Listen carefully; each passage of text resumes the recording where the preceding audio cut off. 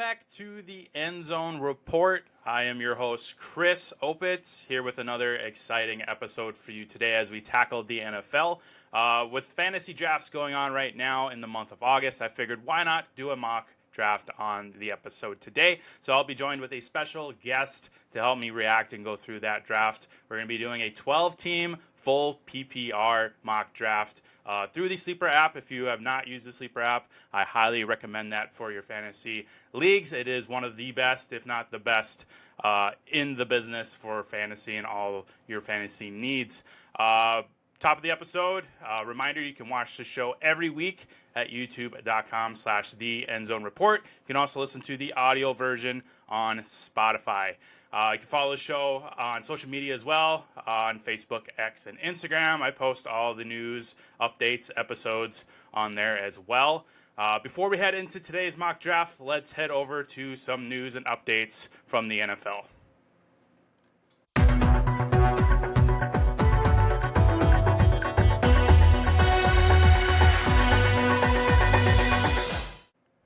So some headlines to go over with you all today before we head into our mock draft.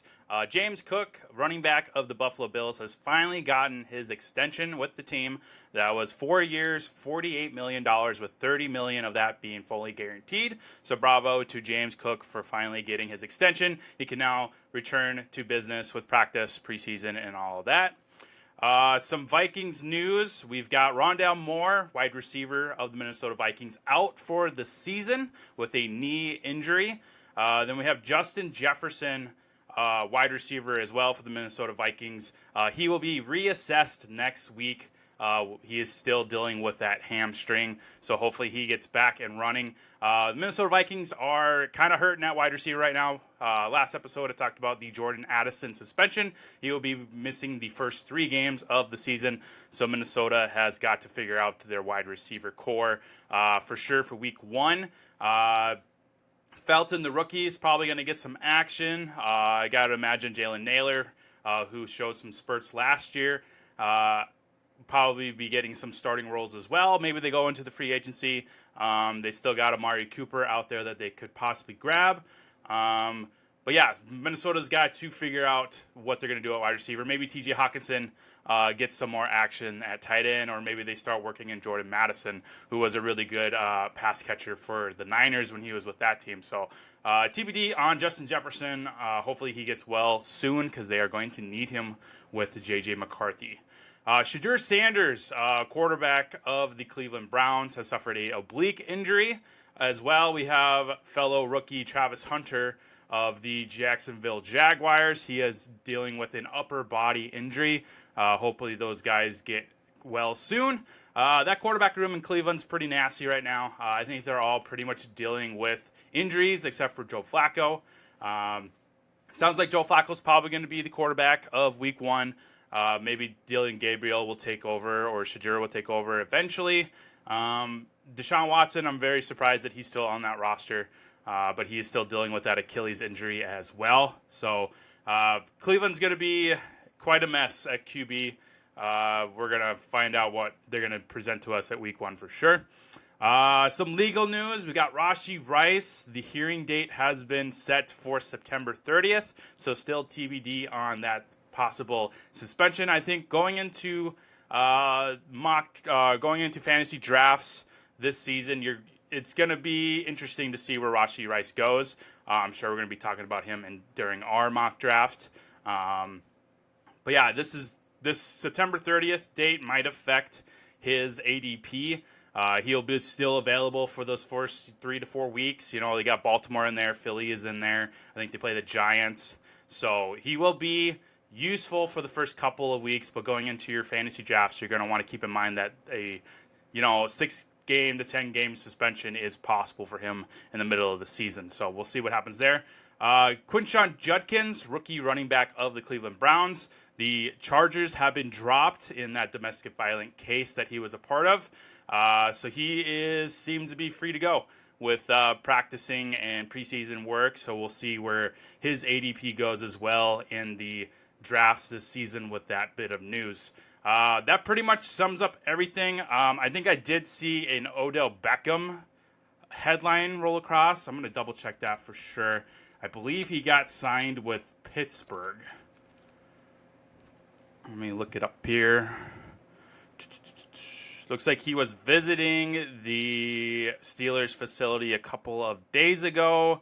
I know somebody had posted on Instagram, I believe it was, that he was signing a 1-year, $5.5 million deal with Pittsburgh. So we'll see what happens with Odell Beckham. He did come out and say that he will not be retiring. He wants to be signed by a team, which he probably will with all these injuries happening already in preseason and practicing. Maybe that's something Minnesota might have to explore with the Rondell Moore injury and the Addison suspension, and now Justin Jefferson kind of banged up. But I'm very surprised that Amari Cooper's still out there. I didn't even think Odell Beckham Jr. was going to make a comeback, but it looks like he might be joining Aaron Rodgers and the gang in Pittsburgh. So TBD on that till we get confirmation on that deal. I think that wraps up all the news. Let's head over to our mock draft today.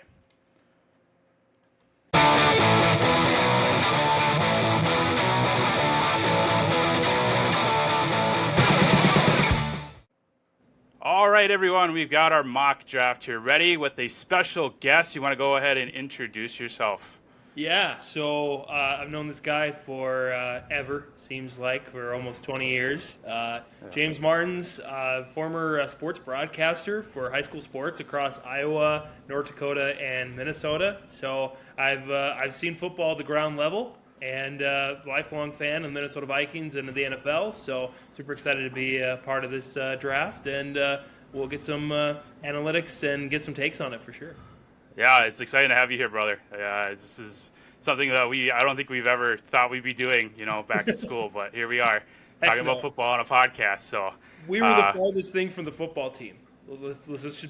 That's true. That's true. I mean, out of anyone, it would probably be you with, the whole, I'm going to plug in white chocolate here, when that came about. For those that don't know, they get kind of, just a quick backstory, white chocolate was Mr. Jimmy's rap persona in high school. So absolutely. Maybe we'll get that published album here shortly. Now we can save that for a whole another podcast. We could do an entire podcast. So I just wanted to plug that. So okay. Before I hit the start button, we've got 12 people joining us, including Jimmy and myself. I've got my brother in here, a couple of friends from work, and some others in the fantasy world. 12 team, full PPR. We've got a quarterback, 2 running back, 3 wide receiver, a tight end, a kicker, and defense, along with a flex. And then we'll do 5 bench spots, rounding out to 15 players. So we got a couple minutes before I hit the start button. I guess we'll take this time here. What's kind of your strategy when you do these drafts? I know a lot. You do a lot of DraftKings. What's kind of your mindset when you're picking players for your lineups? Yeah, absolutely. I do. It's not a sponsorship by any means, but I do a lot of DraftKings best ball. I think it gives you the best flexibility that you don't have to remember to I got to sell my quarterback, I got to sell my running backs, I got to figure out and remember which one did well last week, are they injured, that sort of thing. You just pick it and it goes. But I've had a couple different strategies over the years. I think just looking at the categories and making sure you don't miss any. I remember the first year I did it, I picked like 3 running backs before I picked 2 receivers, and I thought, what the hell am I doing? So I think just keeping that in mind. Obviously, in a PPR league, your wide receivers are going to be the most important. Your running back is going to be next probably, and then a quarterback after that. So I think there are some good sleeper quarterbacks that are going to go later rounds. So I think you can focus on your wide receivers to start. And obviously, don't forget about your offensive line. Your offensive line, the trenches. Yeah. It's a cliche. It's redundant. Everybody says it, but it's so true.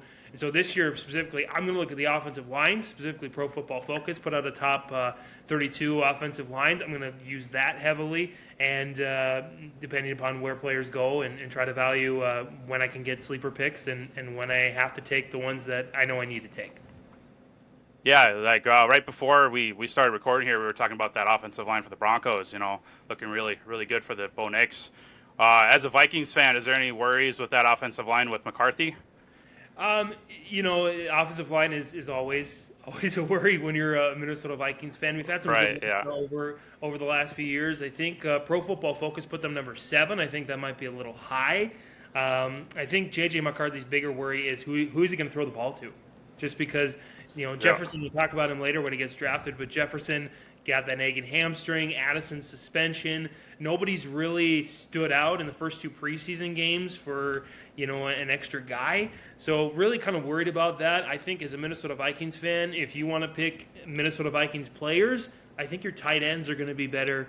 I know Hawkinson's still battling with some leg and injuries and stuff, but there's a couple of interesting selections out there. I know the Vikings brought in another guy during the preseason. We'll see if he makes the cut in the end, but I think a tight end is going to be the first Viking I'm going to pick, and maybe a kicker. Will Reichert, there's a kicker in this league, so Will Reichert is doing really well. I think he's going to have another good year, and so I might go kicker before I go any other player for the Vikings. Yeah, very well could be. I mean, they just picked up Jordan Addison from the Niners as well. Maybe they get some running backs mixed in there with Aaron Jones to kind of make up for the wide receiver injuries. So, all right, well, we're going to get this draft started. All right, here we go.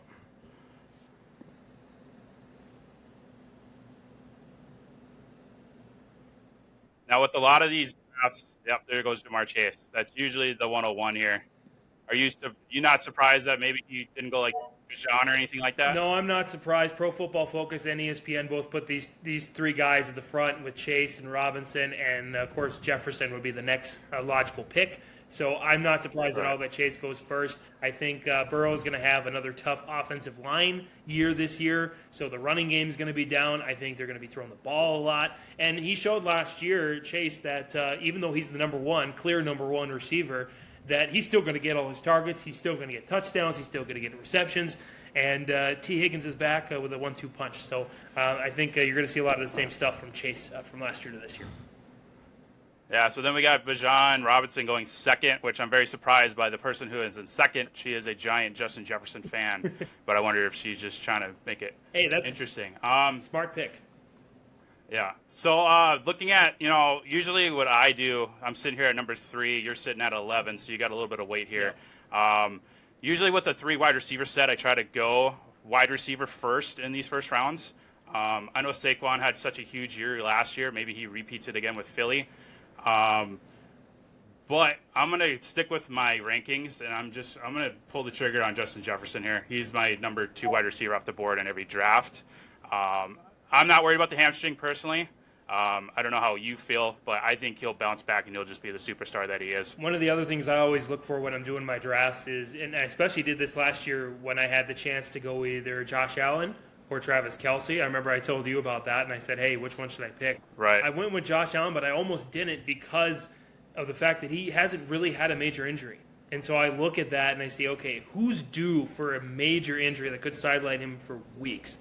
And Jefferson, again, the nagging hamstring, he sat out some games last year with an injury. So we'll see how that develops. He's young enough. I think he will bounce back. I don't think he'll miss more than a few games, if any. But it's hard to say. It's hard to say who McCarthy's going to feel most comfortable with. It's easy to throw the ball down to Justin Jefferson. He's going to get open. He's going to get his looks. We all know that. He's going to get his numbers. He's a solid pick. It's just, is he first round? Is he second round? Is he number 3, number 10? Whatever. Right, yeah, and, he's been injured in the past, so that's partially why I'm not worried about it. He tends to bounce back, and he's still that superstar that he is. So I feel very comfortable taking him at the 103. Is there anybody you think I should have maybe be taken? Let's say Jefferson did go 2. Would you go Bijan there, or would you? I think that's a smart choice. Where would you lean towards? Again, just I'm basing my picks as I think number 4 comes in with CeeDee Lamb. Yep. We can talk about him a little bit after Jefferson. I think Jefferson's still a top 5, top 10 pick, so I think it's pretty safe no matter where you take him. Any top 10 pick is going to have their slow weeks, and you're just going to have to manage that, and this league does well for that. Yeah, we got to talk about that Josh Allen pick too. But let's talk. Yeah. Let's talk about CeeDee Lamb though. Yeah, CeeDee Lamb is my 3rd wide receiver on my rank, but I think I agree with you. I think I would, if Bijan did make it there, I probably would have taken him at the 104. I would have been even fine with Barkley there. I don't know. CeeDee Lamb I've been taking anywhere from the middle of the round. I don't know how you feel about that Dallas offense going forward. First round is good. Pro Football Focus has him number 4. ESPN has him number 6 right now. Dallas offensive line this year, it's looking like it's going to go 23. So I mean, the run game is going to be questionable for sure. There's going to be a lot of balls thrown down the field. So I think that's an okay pick. I think Allen's too early. I think, even though Yeah, let's talk about that Josh Allen pick there. he has the second best, there's the third best offensive line from Pro Football Focus. So that's good. And he's going to run the ball. But I don't know. It just seems too early to take a quarterback. No matter how good a quarterback is, it just seems like too early of a choice. Yeah, I agree. With the single quarterback leagues, I try to hold off on quarterbacks till at least round 3, maybe even round 4. Yeah. 1 and 2, I'm going to stack with superstar wide receivers or running backs, typically, especially in a 3 wide build in these leagues. So I agree. Then we got Jahmyr Gibbs going 6, followed by Barkley. So Gibbs going over Barkley. No, that kind of surprises me a little bit. I don't agree with that. I not to say that Gibbs is a bad player by any stretch of the imagination. Excellent player, amazing stats last year, but the offensive line took a hit. That's the big thing with Ragnar leaving. You're still going to have some good running game behind that offensive line for Detroit, but it's going to take a hit. I think the Detroit offense from last year is not going to be nearly where it was this year. And so I think that Gibbs pick, it's a little high. ESPN has him going number 4, and Pro Football Focus on him going number 5. So the picks in and of himself isn't so bad. I'm just not sure. I think there might be better picks out there than Gibbs. Yeah, definitely. And I know Ben Johnson leaving Detroit has got me a little bit worried. He was kind of that mastermind behind the offense. Not that Dan Campbell can't kind of take the reins a little bit. We'll see how the Lions look on offense with Ben Johnson gone. And then, we'll see how Jared Goff does in that new system too. Barkley, I think, is a really good value there at 7. Yep. He usually doesn't fall that low in these drafts, so that's really good for team number 7 there. Then we got Puka Nacua coming in at 8. Puka, I've been a little bit sour on now with the Stafford back injury. Mm-hmm. I know that they got Jimmy Garoppolo behind him, but that doesn't give me encouragement either. But I mean, in 3 wide, I understand, Puka's probably better. I probably would have taken like St. Brown there, maybe.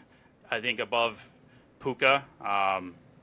I don't know how you feel about the Rams offense right now with that Stafford back injury. You said it best yourself. That has got me worried. I mean, when you don't have a QB1 that's solid, I mean, we know Matt Stafford. He's one of the best quarterbacks of all time, one of the toughest quarterbacks of all time. But if he's not solid, who? You said Garoppolo. It's going to take some time for the chemistry to come together. And early on in the tenure from Stafford, it was, it was not. Puka just kind of came on the scene. It kind of came midway through the season. What's to say that some other receiver isn't going to do that exact same thing if Stafford gets injured, he gets sidelined, missed a few games, Garoppolo comes in, finds a new target? Yeah, maybe that target is Devontae Adams just because he's a veteran. He's been in the league longer than Puka. So I still like Puka for the slot. I think for the short range situations and his separation ability, his broken tackles, his speed, Puka's still a solid choice. If you weren't going to take him first round, somebody was going to take him second round. He was going to get off the board at some point. It's just a question of, these early round choices I think are the hardest ones, even more than late round, because late round you can say, okay, well, I'll take Ty Chandler from Minnesota here, and 3-4 games he did pretty well for me. The rest of the season, not so much, but was he worth a 6th, 7th, 8th round pick? Yeah, absolutely. I think so. For sure. But these ones, you could have a star player that gets injured in week 2, out the rest of the season, and the rest of your lineup is screwed. So, like I said, I like all these picks so far as first round picks, except for Allen. Allen's the only pick I don't think should go in the first round, as we see Derrick Henry go with the next pick. Right. Yep, Derrick Henry taken at the 109. He seems to be getting a lot of buzz. I know before, back in June or July, he was going more in the second round, but lately I've been seeing him sneak into the first round with these mock drafts. I understand the excitement behind Derrick Henry. He's with Baltimore, high-powered offense, always a Super Bowl contender. There's going to be opportunities for him, but I think that's a little early for me. And then we got Ashton Genty going 110 as well, the Yeah. superstar rookie coming into the Raiders. Henry on PFF was number 12, ESPN number 15, so maybe a little high. Taking him first round, especially trying to go that 1-2 tandem with Lamar Jackson in the backfield. Right. But I think he showed last year that, pickers shouldn't be scared to pick him in the first round because he's still going to get his production. And even if you stack the box, it's Derrick Henry. He's going to bulldoze people, even more so than our guy Adrian Peterson growing up. So, right, exactly, yeah. Ashton Genty, what are your quick thoughts on that superstar rookie? I know a lot of people don't even recognize him as a rookie. I like this one. Vet now. I loved him at Boise State. I love this pick. He's going to be with FCS quarterbacks, I believe. I'm not sure which one's going to get the QB1 start there for the Raiders, and so that plays well into him that they're going to need a security blanket. FCS loves to throw the ball. FCS quarterbacks, I should say, they love to throw the ball out of the backfield to their running backs, let them do the dirty work in the open field. I think Janty's going to get a lot of touches. He's hungry, rookie, strong, fast. I think it's a good pick. Yeah, that's a good pick too. I like the Raiders this year, coming from a Broncos fan. All right. You're on the clock. What's kind of rolling through your mind here? Gosh, at 11. Oh man, I think I'm in a tough spot here. I would have loved to take Puka at 11. Honestly, even with Stafford's questionability, Malik Neighbors is on ESPN's number 11. I just don't. I want to take Neighbors because he had a good year last year, but I just don't think the quarterback situation's playing in well enough. I want to wait on him just because. I don't know who's going to start. Is it going to be Dart? Is it going to be Wilson? I think Wilson's probably going to start, but that offensive line is not great, and he's clearly QB1. He can't hide like he did last year. He can't just appear out of nowhere. So I don't know. This is a really tough one for me. Oh man, I think I'm going to go with Amon-Ra St. Brown just because he's still on the board. He's still going to get his production. Even though that offensive line is a little bit lighter, that maybe plays well. Maybe they need to throw the ball a little more, and not going to get that as good of production on the run game. So for this reason, I'm going to take Amon-Ra St. Brown there at number 11. Absolutely, I agree. I would have taken him. I'm surprised he made it this far. Just being this persona that is St. Brown. But no, I really love that pick, especially in a 3-wide league here. Have to take a receiver. You said it best. First round, you got to get a receiver on the board. I've been burned for that before. I actually took Bijan Robinson, I think, in his rookie year in the first round or second round, and that killed me. But obviously, he turned it around last year. So I'm not making that same mistake again. I got to get a wide receiver, even if it's against an arch-rival team in the Lions. Yeah. So while Team 12 kind of decides what they want to do, I'll bring up the Christian McCaffrey, storyline. He's been sneaking into the first round in a lot of leagues. I don't know we'll see if he sneaks it in here in the turn. But what are your kind of quick thoughts on Christian McCaffrey this year? Coming back from the multiple injuries last year, everyone else on the Niners is getting injured. Yeah, San Francisco is just a quandary for me. I don't really know what to think about them. They're kind of in the middle on the or towards the upper middle on the Pro Football Focus offensive line, number 12. Trent Williams still there, an above-average offensive line. Dominic Pooney is going to be an interesting guy to watch here this year. Ranked number 6 among all guards. So, I mean, you're going to still have some capabilities, and McCaffrey's still McCaffrey, but I think his prime is done. I think he might have peaked just a little bit early. I took him last year, I think, first round in one of my picks, and I regretted it instantly. So I definitely didn't want to pick him first round. I wanted to see kind of where he went, and depending on my position in the draft. But I think he's going to slip a little bit more. I think he's listed at number 12 right now in the rank. He's definitely going second round, I believe, with Neighbors still up there. You look further down the list of the rankings, Collins, Achane, Thomas had a breakout season last year for Jacksonville, and Brock Bowers. I had Brock Bowers last year, stud.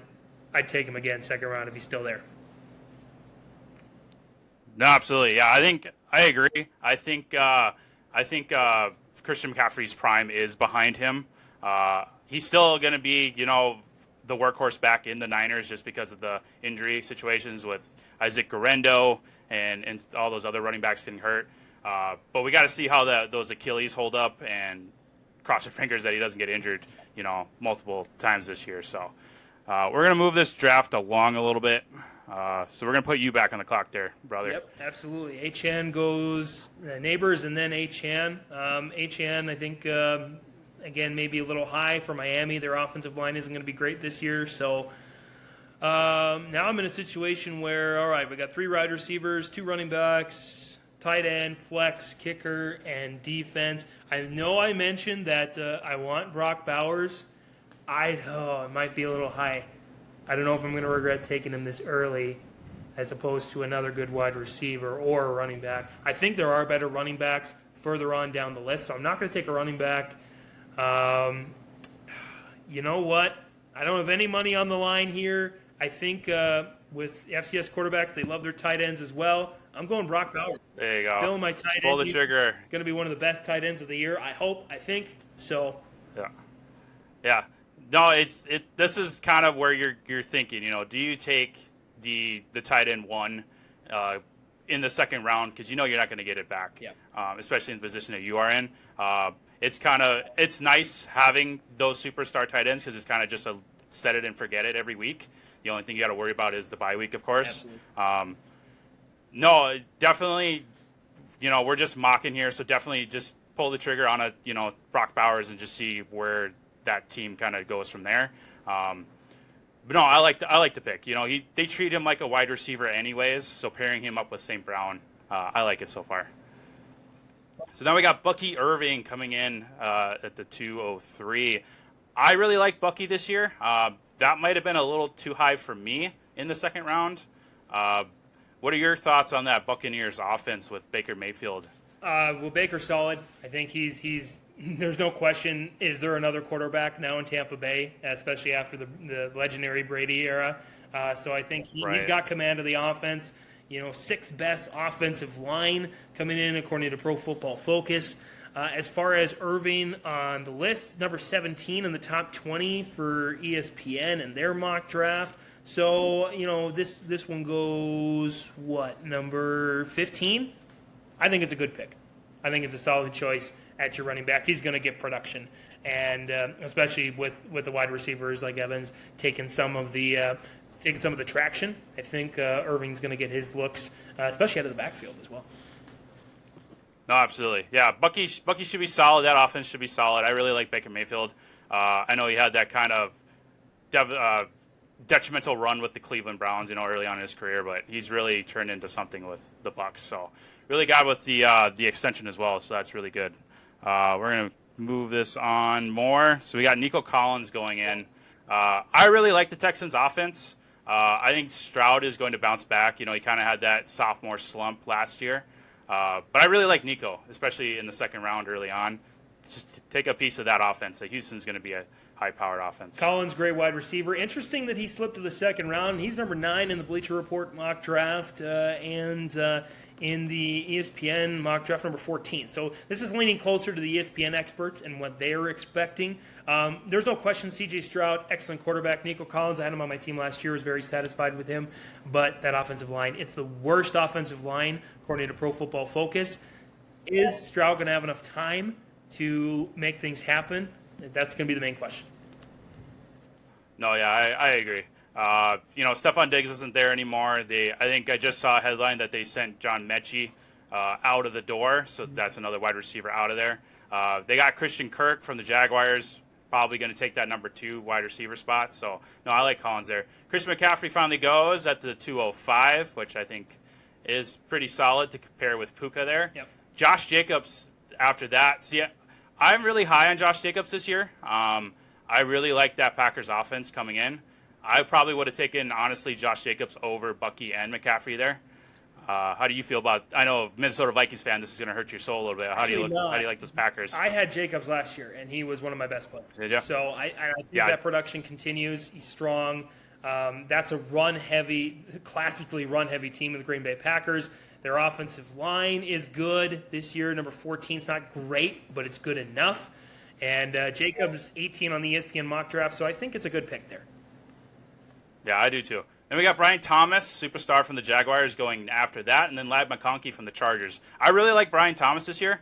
I think pairing him up with Travis Hunter is going to help Trevor Lawrence a lot. Yeah. And now they got Liam Cohen there, head coaching the Jaguars. Ladd McConkey. Ladd McConkey I like as well, especially with the 3 wide, pairing it with Josh Allen. And then we got Lamar going there in the second round, which is typically where he's going, but pairing him up with CeeDee Lamb, pull your trigger on those tight ends and quarterbacks in the single and just kind of set it and forget it. I like Lamar. Yeah, solid choice. So I'm on the clock here. So kind of looking at the running backs, you got Jonathan Taylor here, you got Chase Brown, Kyron Williams. With the 3 wide, I mean, Drake London is still there. A.J. Brown is still there. This is kind of, I have a short wait, so I'm going to just pair Justin Jefferson with another superstar wide receiver just to kind of get ahead of that hamstring injury. I'm going to take Drake London. I really like Drake London this year. It sounds like he's got a really good chemistry with Michael Penix so far. I know Kirk Cousins is still in the building for some reason, but who's to say he doesn't get traded with these quarterback injuries going on in the league? So how do you feel about Drake London and the Falcons? I think it's okay. I would have taken Brown there in your spot, but I think it's an okay pick. I think that wide receiver room was a little crowded last year, so it'll be interesting to see what Penix decides to do with his priorities, with his first checks and stuff. Right. My thought process behind that, A.J. Brown was in consideration. He's kind of dealing with his own injury. And I know Darnell Mooney is might start on the pup with the Falcons, so Drake London's the guy. So I like to get the number 1 for every team starting off in these drafts. So that was just kind of my thought process behind it. Then we had Chase Brown go afterwards, followed by Jonathan Taylor, and that's where A.J. Brown went at the beginning of the 3rd. And then Jaden Daniels coming in at the beginning of the 3rd round as well. I really like Jaden Daniels. That's probably where might have been a little too early. I probably would have taken him in the middle of the 3rd round. He had a superstar year last year. What were your takes on just him exploding? Yeah, absolutely. I think he's shown that no matter who's there, whether McLaurin's there or not, who knows, but he's going to be able to get the ball to anybody. Smart quarterback, one of the smartest quarterbacks we've seen in a long time, I think. Really surprised people by getting to the NFC Championship game. I think the sky's the limit for Daniels. I think that's a great pickup. However, I vehemently disagree with that Brown take at number 2. I think that's way too early for one of the worst offensive lines coming in this year. I would have, if I would have picked him, 4th or 5th round. I think that's a miss there, especially when you have Bijan Robinson already. The fact that Gridiron number 2 doesn't have a wide receiver yet, that's a little concerning to me. Yeah, that is a little concerning. They have a long wait now, so they're just going to probably pick up whatever wide receiver is left over. Yeah, I agree. Chase Brown's probably depending on what was going through the mind of Team 1 there, maybe they could have gotten Chase Brown back in the 3rd round, and not taking a wide receiver. But, we have our guys, and I know a lot of people are high on the Chase Brown training camp news and just him exploding, and then them getting rid of Zach Moss just kind of opens the door more for Chase Brown. So I'm on the clock again, looking at the running backs. Not looking great. I mean, I like Kyron. He got the extension for the Rams. He was very productive on the goal line last year. Breece Hall, I'm kind of out on. It sounds like Braylon Allen is kind of taking over that running back room. James Cook, I think, is going to regress. He had all those touchdowns last year, which just points to a really lower number in touchdowns this year, because that's just historically what happens to these players. And then you have Alvin Kamara, but I think it's a little too soon for Kamara. That Saints offense is just going to be a train wreck waiting to happen with either Rattler or Shuck leading the charge. Don't sleep on Rattler. I really like him. I really liked him out of Oklahoma. He's definitely going to have his teeth to grind in the first few weeks. But I think, right. If you can get Kamara in a 4th round, I think you take him. Yeah. I have a longer wait, so I'm going to take a running back here. I'm going to pull the trigger on Kyron Williams. And we're going to cross our fingers and hope Stafford is healthy and the Rams get opportunities in the goal line. Either way, it's a smart pick, because whether Stafford's healthy or not, you got to have a running back. 100%. Right, exactly. Yeah. Yeah, if God forbid, if Garoppolo does come in, maybe they just hand it off to Kyron. Well, let's see. But yeah, good mix here, I think. Honestly, I'm surprised a lot of running backs have gone off the board already. Quite a bit of running backs, especially with it being a 3 wide. I guess we'll see what Team 4 here does. I got to imagine they'll probably go with another running back, maybe a wide receiver, depending on what they like there. Yeah, I think right now, if I'm looking at it, just obviously first 3 rounds, I think you've played really smart with 2 wide receivers and a good running back. I think player number 1 has got a scary team already with Brown and Chase and Taylor. The only question mark I have on them is Indianapolis offensive line. It's kind of in the middle. Yeah. Is it going to be good enough? And who's going to be the quarterback? We still don't know. Yeah. We got that Daniel Jones, Anthony Richardson battle, but I gotta imagine we'll see how that pinky goes. I know Richardson got hurt on that first preseason game, but yeah, maybe Daniel Jones ends up being the starter, and they just kind of mix in Jonathan Taylor more in that offense. Trey McBride goes in the 3rd round, which I like that pick. I think Trey McBride is seen as a wide receiver for the Cardinals. I know a lot of people thought Marvin Harrison was going to be the guy last year.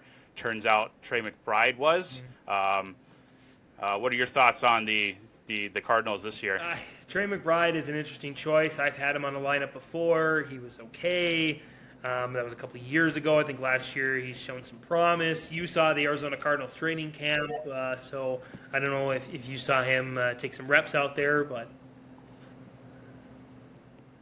yeah, I did. I went to the Cardinals training camp when I was down there, and he was on the field a lot. It looks like a lot of those players look up to him. James Conner was absent, but he's another one of those captains that the team looks up to. But yeah, I like Trey McBride there. We got Omarion Hampton, the rookie, going next. He's been kind of quickly rising up into these drafts with the Najee Harris eye situation. But 3rd round, that might be a little rich for me. I probably would have taken him in the 4th, just because of the rookie and the unknown behind it. Yeah, ESPN had him number 38, so it's not a bad round to take him necessarily, but I do think it's a little early. But maybe with that extra weight with the draft selection number 5. Inker's playing it smart right now. He's filling all his slots, QB, wide receiver, running back. He wants to make sure that he's got somebody decent there as Breece Hall goes next. Right. Jalen Hurts before that. Yeah, so we got Jalen Hurts going next. I like Jalen Hurts. You know, the tush push was not banned, even though Matt LaFleur tried his hardest to get it banned. So, I mean, yeah, might as well pull the trigger on some rushing touchdowns. And then, yeah, this is where Breece Hall goes. Team Alpaca with the 3 running backs and a 3 wide receiver is, I don't know. We'll see what he does when it comes back to his turn. But that's an interesting way to go, especially with Breece Hall.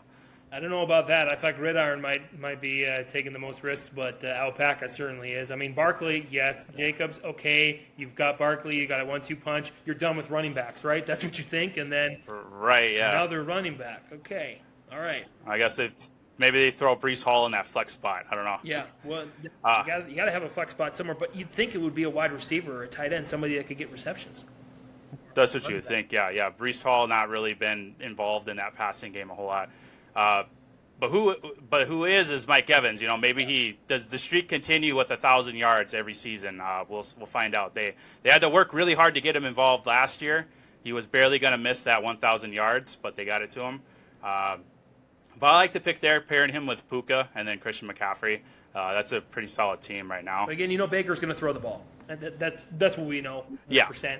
Yeah. And so he's going to get his looks. It's just a question of Yeah. where is his prime? Is it gone? Does he have one more year left? That's the question. Yeah, and with the Godwin injury, he might not have a choice. You know, Baker might just hyper-targeted him while Godwin is healing up from that injury last year. But yeah, I'm very curious to see what if Evans does get that 1,000 yards again. Then we got Jackson Smith and Jigma for the Seahawks going after Evans. Great pick. It's a good pick. We'll see how Darnold does in Seattle as far as that passing game. They, of course, got rid of Metcalf and Lockett and just kind of redid the entire wide receiver room. They got Cooper Kupp there as kind of a veteran presence. What do you think? What do you think Darnold's going to do there in Seattle? Is he going to repeat with what he did with Minnesota? I don't think he'll quite get where he was because you don't have Kevin O'Connell, and that's a huge thing. He's the quarterback whisperer. That's his nickname forever and always. Once he gets to the Hall of Fame, he's going to turn average quarterbacks, rookie quarterbacks, and turn them into something sweet and something special. So I think he'll do all right, and I think I would have picked that Smith and Jigba. I would have picked him for sure. I had him last year, and he did decent for me. I would have picked him because I think his production is going to go up. But yeah, I like the pick there with Nico. And then we got Garrett Wilson going next. I really like Garrett Wilson. His pairing with Justin Fields looks pretty promising. We'll see. I remember the year that Fields kind of raised up DJ Moore in fantasy, so we could get a repeat there with Garrett Wilson. So now you are back on the clock. Oh yeah, in the third round. Well, I got to look at my running backs here because I don't want to get caught without one. But right. I still think there's enough out there that, oh boy, maybe not. Oh man, this is a tough spot. Just kind of look at them. I mean, you got Cook there, you got Kamara still there, you got Walker who's been kind of up and down with the injuries. Unless you want to pull the trigger on like Chuba Hubbard or James Conner here, that might be a little too early for those guys. Well, you know what? This is a wide receiver league, and I may regret doing this, but I think that 1-2 punch is still too good to pass up on now. I'm going to go T. Higgins here. There you go. T. Higgins. I really like T. Higgins there. That's probably where I would have went to pair him with St. Brown. The Bengals are going to have to score, 35-plus points every single game with that horrendous defense that they got. And Joe Burrow's looking sharp in training camp. He's got T. Higgins healthy with the extension, Jamar Chase healthy with an extension. So, yeah, I like the pick there. And I'm back. So we got Rashee Rice. Yeah. Rashee Rice going next, and then Cortland Sutton. I want to take, Rashee Rice, I think that's a bust for me there at the end of the third. I know he's not going to miss the first couple of games because of that hearing on September 30th, so he will be playing those first games. But I got to imagine he's going to at least get a 6-game suspension. So burning a third-round pick on him, I think, was a miss there. That's too much for me. And I think, especially when you look at the fact that Tooney's now gone from Kansas City. Yep. And so Mahomes is going to be – he's not as young as he once was. And he's going to be around even more in that backfield. He's going to need some dump-offs, some outlets. I think Kelsey could have actually a really good year this year because of that. Yeah. But – I agree. I think Kelsey's going to bounce back. They still got Xavier Worthy there for the deep ball. So Cortland Sutton, I like him in the fourth round there with his chemistry with Bo Nix looks pretty solid. Great. He's definitely the number one there in Denver. So yep. You are back on the clock with St. Brown, Bowers, and Higgins. I am. Well, I've got 2 wide receivers, so I'm not going to pick a third. And there's still plenty of quarterbacks on the board, but I have a long wait. So I'm trying to decide where I go here. I think I got to take a running back. I can't wait any longer. The question is, who do I take? Oh, man. This is a really tough choice, to be honest. I think I've got enough safe picks here with St. Brown, Bowers, and Higgins, so I'm going to take a slight risk. You mentioned him earlier, but I'm going to take James Cook. I think now that the contract situation is hopefully done for good, he can focus on playing football and being a good complement to Josh Allen. No, I agree. I like the pick there. For me, it would have been between Cook or Kamara. But I would have taken Cook over Kamara easily with that offense. He'll get opportunities. He probably won't get the 16 touchdowns or whatever he got last year, but he's still a solid pick there, especially with you being a running back needy team with the long wait. I like it there. Yep. R.J. Harvey coming afterwards, the rookie for Denver. What are your thoughts on the rookie there? I know Sean Payton's really high on him right now. I know as more of a Broncos fan now than I am, you have a better insight on that. Of course, he's a rookie. You never know what you're going to get. Obviously, I don't think I pick a rookie in the first round unless he's got so much hype. But, right. That offensive line You keep going back to it. Denver's got a top 5 offensive line this year, and so that makes even unknown, unproven, average running backs look exceptional. So I think it's a good pick there at number 4. However, in the 4th round, it would be a good pick in the 4th round if he didn't already have 2 running backs. That's the questions me is that he's really. I'm assuming my apologies, not, but Hamburg is really weighing down wide receivers, and that could be an issue. Yep. He's got that Genty, Irving, Harvey triple threat there for running back in a 3 wide. So yeah, we'll see what he does later on with wide receivers coming up. Then we got Tyreek Hill coming next, followed by Marvin Harrison. I'm very surprised Tyreek Hill is still with the Dolphins, honestly. I thought he was going to leave Miami after last year's debacle that was the Dolphins. What are your thoughts on that wrist injury? I know he's still kind of dealing with it. Do you think that was a little too rich in the 4th round, or for Hill, are you good on that? I don't know. Yeah. Wrist is tough to say. I mean, it's not like an ACL where you're done for half the year, but I think that's a miss there, taking Hill, because I think he needed some other positions. I think maybe a tight end would have been good there, or another running back just to get 2 and 2. But Hill's okay. Right. And we got a ton of wide receivers to talk about here with the last few picks. Yep. Harrison going, like I said, and then Devontae Adams following behind him. And then Terry McLaurin still looking for that contract extension here in the 4th. I know there's been a lot of rumors with possibly trading him if they don't come into a contract agreement. The Pittsburgh Steelers have been just hand glued to the phone trying to get their hands on him.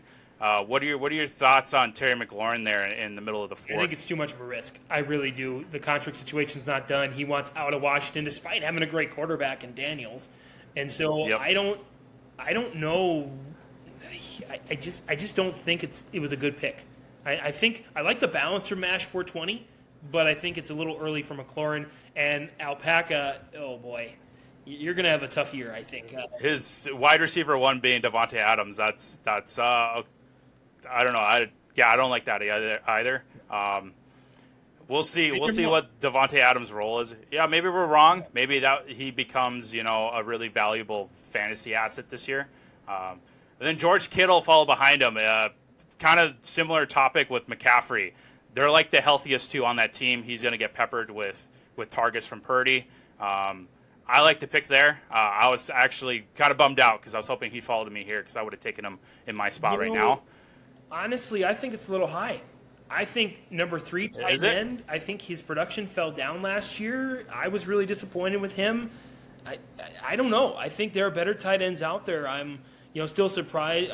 We do have the injury with Laporta, and with Hawkinson, but I don't know. Maybe it's just not the best year for tight ends this year.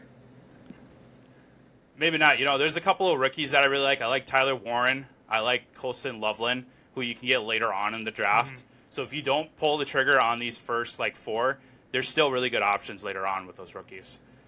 And then DK Metcalf goes right after him. I was kind of hoping he'd fall to me too, to kind of pair with London and Jefferson there. I think Metcalf's going to be really valuable to the Steelers. I know Aaron Rodgers is older. He's kind of probably on his last year. We're not sure what he's going to do in that system, but I really like Metcalf this year. He's got no competition in the wide receiver room right now. I like the pick there. If I knew if he went on a darkness retreat or not, maybe I'd pick him higher. But I don't know what kind of chemistry he's got with Rodgers. So Pittsburgh is another quandary for me. I don't know. It's not a great offensive line. Rodgers is old. No. He can't move around like he used to. So I think he's going to get on the ground a lot. And he may not even make it the full season. Yeah. So, yeah, I agree. We'll see what that Pittsburgh offense looks like. So I'm on the clock. I got Jefferson, London, and Kyron Williams so far. Looking at the wide receivers, if I want to go the triple threat, DJ Moore is there. Devontae Smith is still out there. I like those 2 guys. Not really in love with the running backs right now. I got a short turn, so I can probably just scoop up whoever comes afterwards. So I'm kind of looking at the tight ends too. I mean, Kelsey's there. I think that might be just a little bit too soon for me for Kelsey in the 4th. Hawkinson, we'll see. And then Laporta. Not really high on Laporta just because I'm not sure what that Detroit offense is going to look like without Ben Johnson. I think you're in a great spot, though. You've got your wide receivers, you've got a running back. I think you definitely have that quick turnaround where you're going to have another pick in the next 5. So, and the quarterbacks, you have some waiting time where you can certainly. I don't think you take a quarterback this round just because you can wait to stack them. So I like that tight end idea. Maybe you finish out your wide receivers early and get 3 good wide receivers. So that's where I'm leaning towards. So it's between DJ Moore and Devontae Smith for me. I really like DJ Moore this year. Yeah. I think the Bears are going to bounce back with Caleb Williams getting some more experience under his belt. I know they drafted Luther Burden. Exactly, better offensive line. I think that offensive line just talked me into taking DJ Moore here.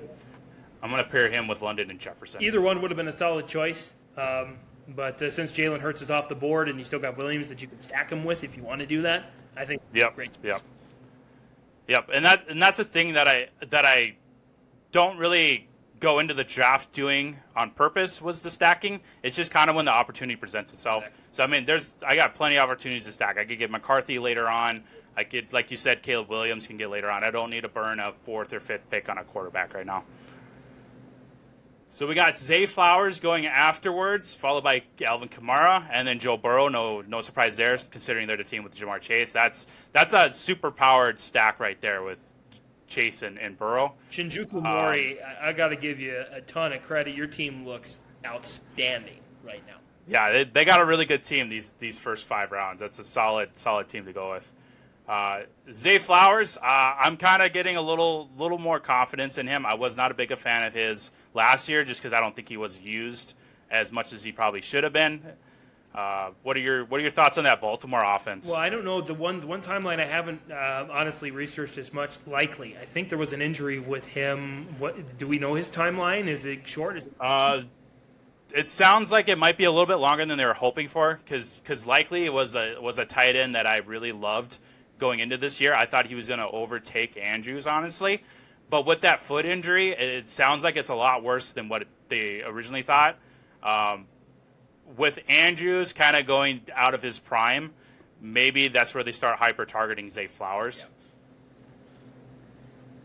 So then that's where Devontae Smith went. I think that's a good pick there. Yep. Zay matching them. They had no wide receivers to begin with, so that's a good one. And I think outside of that Brown choice, Gridiron's doing a really nice job too with Brown. Yeah, absolutely. So we're looking at the running backs. I think I'm gonna look at the running backs or the tight ends. I think are my options here.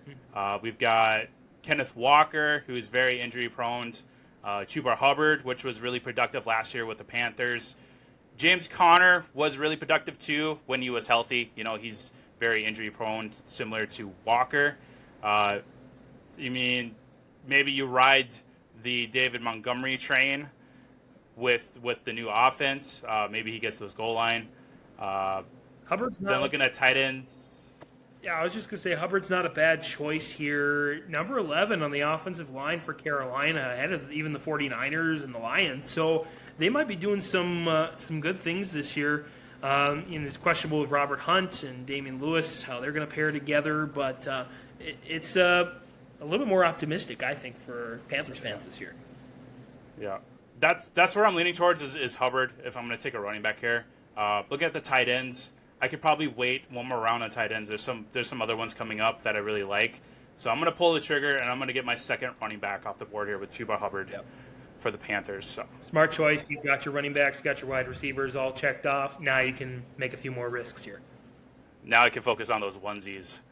So we got James Conner going right afterwards. That'll be their RB1 for Giddey Goo-Gooders. They haven't taken a running back yet. So then we got Xavier Worthy going here right afterwards. I really like Worthy, especially with that Rashee Rice potential suspension coming. Yep. He could be a focus of that offense, especially with Mahomes stating many times in training camp that they want to get the ball downfield more. Yep. Is he going to have time? That's the question. That's the question, yep. Yeah, we'll see. Isaiah Pacheco is one that I've kind of cooled off on because of those offensive line issues. Terrell McMillan, the rookie for the Panthers, coming in at 506. What are your thoughts on Ted McMillan here? He's been kind of rising up as well in these these drafts. I'm not confident at all on anyone in Carolina except for Adam Thielen, and that's not saying Yeah, much. Is yeah, just the quarterback situation. You just don't know. So yeah. We'll see. There's kind of a hodgepodge of wide receivers down there in Carolina. They're just trying to figure out who their guy is. So yeah, we'll see how McMillan does. it's good for Trevion Hen. yeah. Yeah, for sure. Trevion Henderson, the rookie from the Patriots, coming in right after McMillan. What are your thoughts on that Patriots running back room? You know, they still got Ramondre Stevenson there. He's still there for a couple more years, if I remember the contract right. Do you think Trevion has potential to overtake Ramondre? I think so. Yeah, Stevenson hasn't been wow. So anyone's got a chance. Whether Henderson does well or not, I just can't get over why Alpaca 300 is going running backs. 4 of them. They really like those running backs, especially in a 3-wide format. It's very very strange, but I guess we'll see what I really thought they'd be taking like a wide receiver there. Yeah, it's just kind of blowing my mind here as Walker goes next from Seattle. Yep. Speaking of running backs, Achan takes Kenneth Walker here to pair up with Christian McCaffrey. Two very running backs that are highly injury prone. So that's an interesting combination there. Yeah, but I think you got to take somebody there, and as Mahomes goes next. So yeah, Mahomes. He's. What are your thoughts on Mahomes? I know you mentioned that he's kind of not in his. He's kind of slowed down a little bit. You think the 5th round's a little too high for him there? No, I think he's going to start his descent, but Dark Punisher needed a quarterback. I think. Yeah. I think I a guess nice team so far, and Looking at the running backs that they could have chosen, I think maybe Mahomes would have been the best option there, unless they wanted to pull a trigger on a tight end. Maybe they're crossing their fingers, hoping Kelsey comes back to them to pair up. Travis Hunter coming in right after Mahomes. What are your takes on Hunter? Do you think they're going to focus more on offense with him, or is he going to be on the defense quite a bit as well? He reminds me of Jabril Peppers a lot. Out of Michigan, kind of doing that same offense defense. I don't know. I think they probably don't even know. They're probably going to see how the first few weeks go. Throw him on some offense, throw him on some defense, see how he does. And if there's one side of the ball that he naturally just does better at, Mm-hmm. But he's going to be a great utility player. I think Shadir Sanders got all the hype, but I think Hunter's going to be the better player, no question about it, further on down the line. So, absolutely. All right. You are back on the clock with St. Brown, Bowers, Higgins, and Cook. Oh boy, this is a tough one for me just because I'm in an okay spot. I like the fact that I got my tight ends, I got 2 really good receivers, and I got a pretty decent running back with a great offensive line. I do like all of that. My question now is, do I go after a quarterback now, or do I try to solidify my 2 running back spots, knowing that I've got another pick coming up in a couple? So, looking at the quarterbacks. You got Baker Mayfield sitting there. You got Bo Nix, Jared Goff.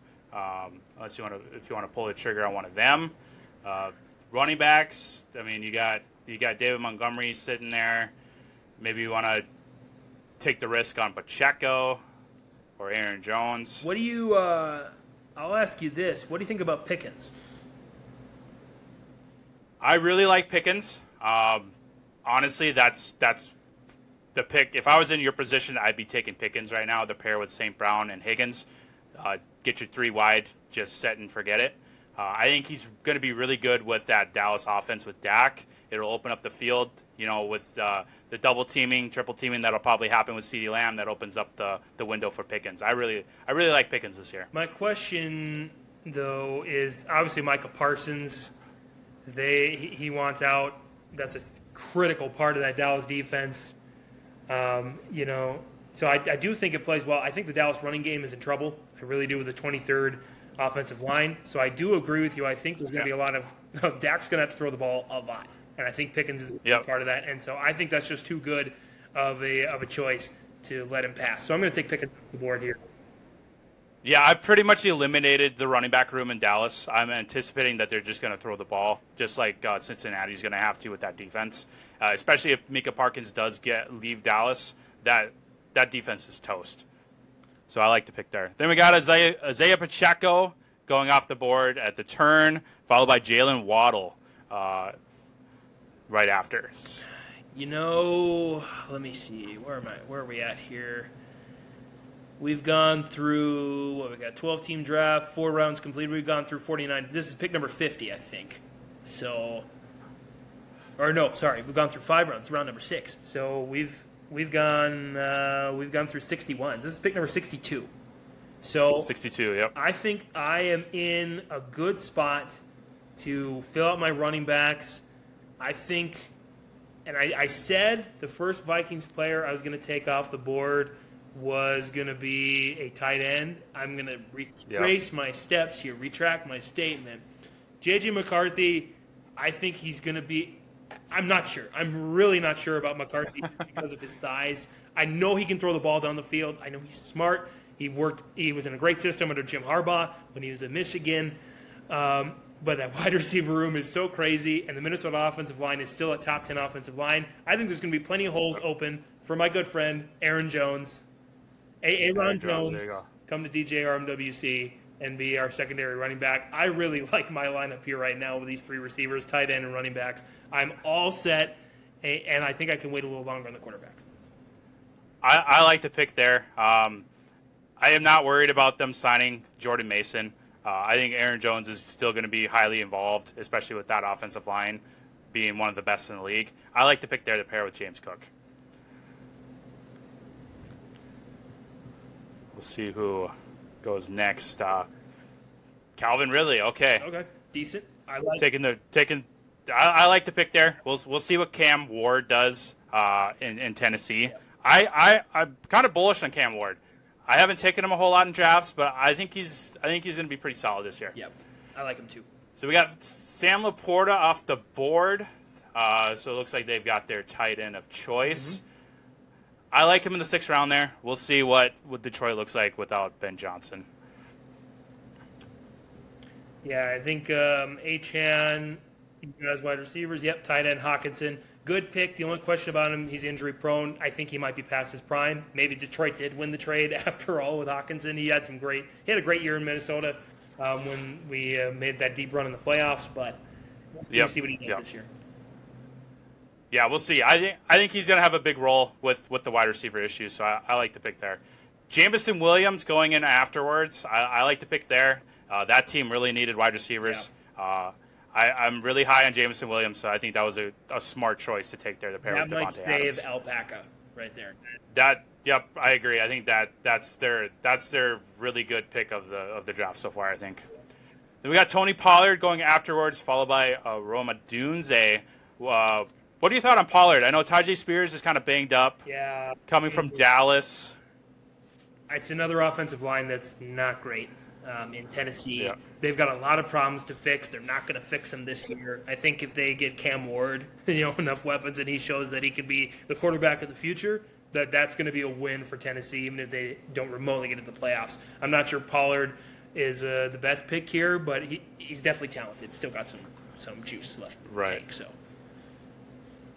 So then David Montgomery went to pair with James Conner. Looking at that team, I think that's a good pick there for them, just to round out their running backs. Good touchdown pick for Montgomery. He's going to be valuable in the red zone, especially in between the 10 and the goal line. So I think it's a smart choice there. I am on the clock next. I am looking at 2 names here, Travis Kelce or Mark Andrews. I think I'm going to pull the trigger on Travis Kelce here. Yeah. I'm going to take my tight end here in the 6th round. I don't think he's going to – looking at the 2 teams before me, they don't have tight ends either. So I'm just going to take him right now just to not risk it on the turn. He's still going to get his receptions, even if it's 4 receptions for 20 yards. It's still 6 points in a 6th round pick. If he can average that, that's not bad. Absolutely. We'll see who the next turn here turns out. We still got a lot of good quarterbacks on the board. I think this could be a tight end round, as you mentioned. Judy from Cleveland. Jerry Jeudy goes to round out their 3 wide. What are your thoughts on Jeudy? You know, the quarterback room's kind of got a question mark on it in Cleveland. Kind of got a question mark. I was being modest. It's the biggest question mark of all time is the Cleveland Browns quarterback room since 2000. Yeah. If you were to guess right now today, who do you think will be the QB1 in week 1? I think the hype on Sanders was good, but I didn't like his stats from the first game. I thought it was too easy. So I don't know. I like Flacco to start, and then who knows who's going to finish. That is a bet I would not want to take, even if I had a free $1 million. I wouldn't say pick the Cleveland Browns. Heck no. Yeah. Honestly, the only Brown that I've been looking at is David Njoku. Yeah. Because I'm anticipating Flacco to be the starter for the beginning, and he'll just pepper Njoku with targets. So I think in fantasy, if you're going to take a Cleveland Brown, I would just target David Njoku there.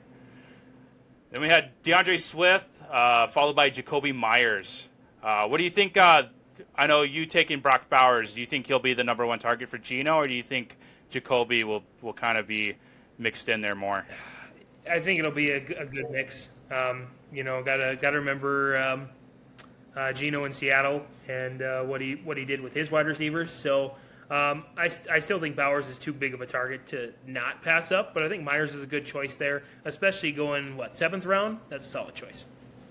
Yep. I like it there. I like Jacoby. I think he's going to be a really good weapon for Geno Smith. Then we got Joe Mixon going right afterwards. He, of course, is dealing with on the PUP right now. But looking at that team with Brown, Robinson, that could be just a running back that they lean on later on in the season when he gets healthy. Could be a good. Yeah.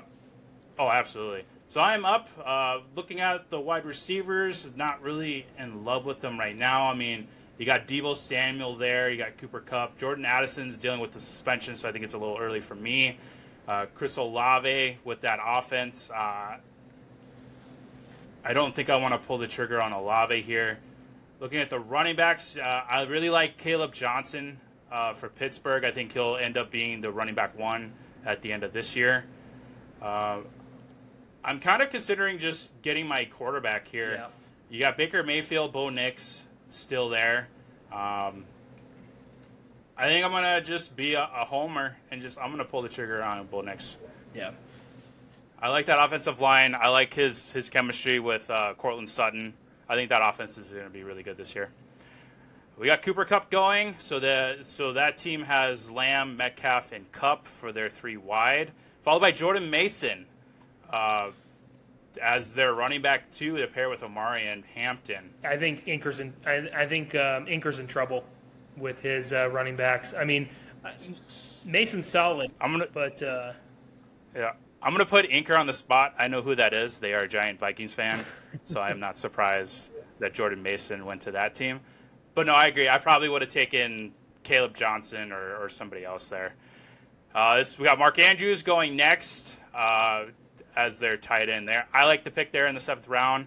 Jordan Addison goes following there. Good choice. Good choice. Yeah. The 3 games, that'll be just fine. He'll be productive later on in the year. Deebo Samuel follows after Addison. I like that pick. I think Deebo is going to have a really good opportunity there in Washington. Chris Olave goes to kind of round out their wide receiver core with Collins, Nick Jigba, and Hill. We'll see who Hamburger takes here.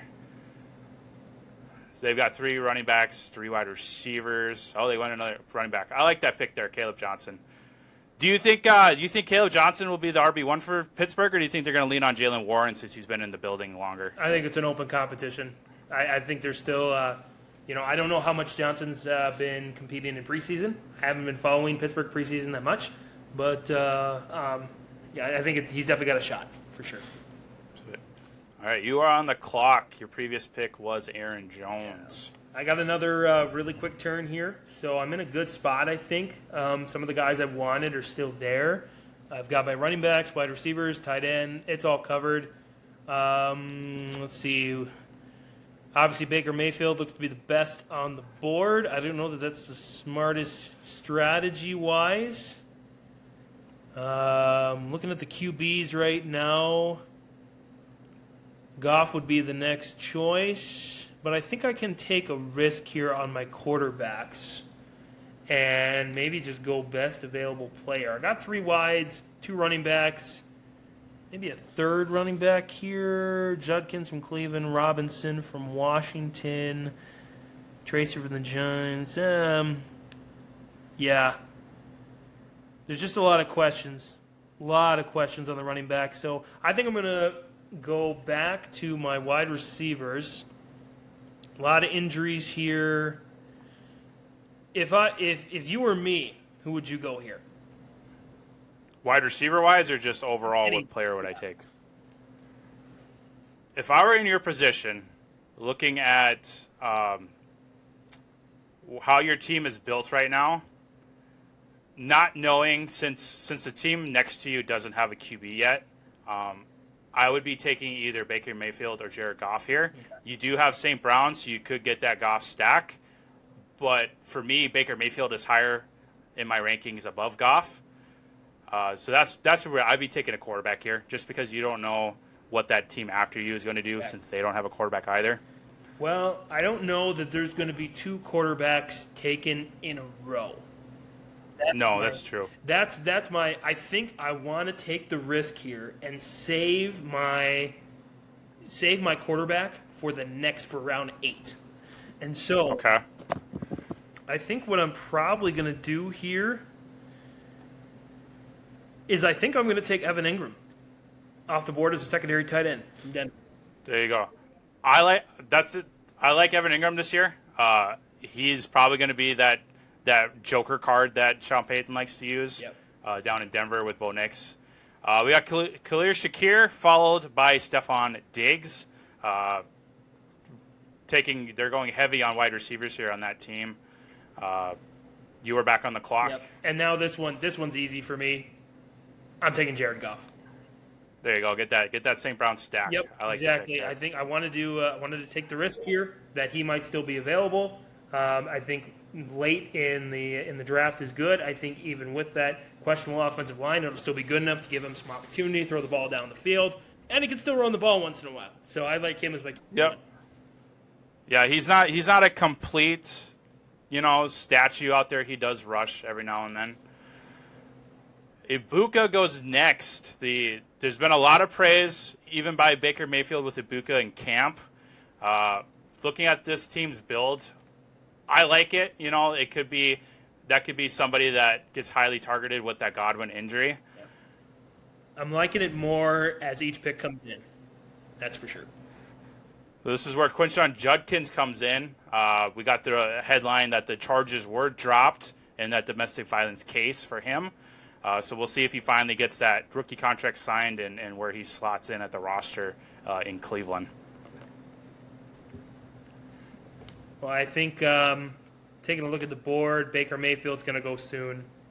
I think, well, not now, but I thought that might have been a choice to stack with Evans. I thought that might have been a good choice, but he goes with the. I figured that would be a no-brainer. But I guess they went with Travis Etienne with the running back room, followed by Tyler Warren, the rookie tight end for Indianapolis. I like that pick there. I really like Tyler Warren. I think they're just going to super hyper-target him, no matter who the quarterback is. Georgia product, right? Yes, Georgia, yep. Yep, solid. Another Warren goes afterwards. Jalen Warren for the Steelers. We'll see what that roster looks like with between Caleb and Jalen. Zach Charbonnet goes afterwards. Looks like Inker is taking backup running backs right now. but with Kenneth Walker being so injury prone, I don't completely hate that pick. His Charbonnet could get a bunch of opportunities there in Seattle. Matthew, that's who I was hoping would follow me. Matthew Golden. Dang it, that was John. Matthew Golden goes next, the rookie for Green Bay. That would have been my pick here. I really like Matthew Golden. I think he's going to be the wide receiver one for Jordan Love this year. Looking at my roster here, I think I want to go running back here because I've only got 2 so far. Brian Robinson, Tyrone Tracy, and then after that it's just a bunch of nothing. So I'm going to scoop up who I think is the best available out of all of these, and I'm going to go with Brian Robinson with that Washington offense. I think he's going to get some opportunities there. David Njoku goes next, so they have Gridiron's got their tight end. I like that pick. I gotta imagine they gotta take their tight end here too. There's some good ones out here. Yeah, I like Pearsall from Niners. Yeah, I knew he was gonna take Pearsall. He loves Pearsall. Oh, it did not go tight end. He went Tyrone Tracy there. Okay. To pair with Swift, Kamara, and Taylor. Interesting. I definitely had him in my thoughts for running backs earlier in the. Yeah, yeah. It was between him and Robinson for me. I just looked at the offenses. We're going to start getting towards the more quarterbacks here. I think maybe even some kickers and defense. I'm wondering who's going to be the first one to take a kicker. I almost did in the last set, and I think did you? I think I will coming up, but we'll see who's left on the board. Josh Downs goes next. What is happening with Mayfield? I have no idea. So this is where I'm stuck here now. Yeah. Do I take Mayfield as my backup, or do I just wait a little bit? Because getting Baker in the 9th round is so intriguing. But I don't know with my build right now. I kind of want to go wide receiver here. But looking at the wide receivers, you got Chris Godwin, hurt. Juwan Jennings, hurt. Jaden Reed, hurt. Brandon Ayuk, probably not going to come back till like week 10. So you're looking at like the rookie Jaden Higgins for the Texans, Michael Pittman, Keon Coleman. Shaheed and Kirk stand out to me, but on wide receivers. But I think, I mean, if I were you, I would look to stack and look at quarterbacks, but the quarterbacks that you would want are a little bit later on. So yeah, I don't know. Let's look at the running backs too. Do you throw a kicker in there, defense? You throw some super wild card in there, or is it still a little too early? I think it's a little too early for kickers for me. I'm usually in these leagues. I'm waiting until at least round 10 to look at kickers. I really want to take a wide receiver here, but it's just tough because they're just stacked with injuries right now. I think this is the point where you've got 3 really good wide receivers. You've got some good flex options. I think you take a risk and go with, honestly, whoever's going to come back the soonest, whichever timetable is the most positive on the injuries. I think that's what you do. It's probably going to be Juwan Jennings. Because the Niners just need weapons. And he was really good last year. I liked him last year. I'm just going to pull the trigger on Juwan Jennings. I really want to take Godwin there, but I think that's an injury he's going to be dealing with all year. He's going to be gradually getting back into that offense. Oh, there goes Baker Mayfield. So it's stacked with in a Lamar Jackson. Too. Yeah. That's an interesting choice. Luther Burden, the rookie. So he's got 2 Bears wide receivers here with Odunze and Burden. That is an interesting combination. The only question I have for Chicago is there's still some really good defenses in the NFC North. And I haven't looked too much at Chicago's schedule, but, even though the offensive line is better, I don't know. I'm still not convinced from Williams yet. He needs to prove it to me this year, for sure. I think he will. I think adding Ben Johnson's going to really help Caleb positively. But I'm still worried about that offensive line and just that whole team. They need to figure out what they're doing. And yeah, like you said, they gotta face Detroit twice a year. They gotta face Minnesota, Packers twice a year. Those are some heavy-duty defenses. We got Kyler Murray going next, followed by Cam Scadaboo. So MASH just doubling up on quarterbacks already. Scadaboo, I like. There's a possibility that he overtakes Tyrone Tracy later on in the year. He is dealing with an injury, so I like him, but not for this team. You already have way too many running backs. What are you doing adding another one to the list, especially one that's hurt? But Right. Tank. Oh, doubling up on Jaguars running backs. He's got ETN and Tank Spagsby. That doesn't make sense to me with the way the offensive line is right now for Jacksonville. Right. Colson Loveland doubling up on tight ends here. That's good. To go with. I like it. I like Colson Loveland. I think he's going to be a good target for Caleb. See who Hamburger takes here right before you. Jaden Higgins going for the Texans. Okay.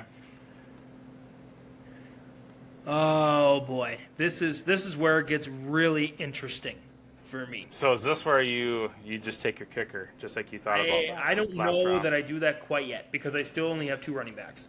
I've got my 3 wide receivers. That is true. I got my 2 tight ends. I got my quarterback. I like how I'm drafting so far. This is usually how I draft. Is I want to make darn sure I have got people everywhere before I take some big risks here. I like my receivers. I like my 2 running backs. Jones is questionable with Mason, who's going to win out. I still think he's such a popular player in Minnesota right now. I still think he's going to be there. Ingram with that improved offensive line for Denver. Nick's going to take another step forward. Bowers, great pick there, I think. And Goff getting my quarterback, getting a stack. I'm in a really good spot right now. I don't take a kicker or defense yet, just because I have another pick coming in round 10. Oh, absolutely. Yep. Question is, I'm really looking at.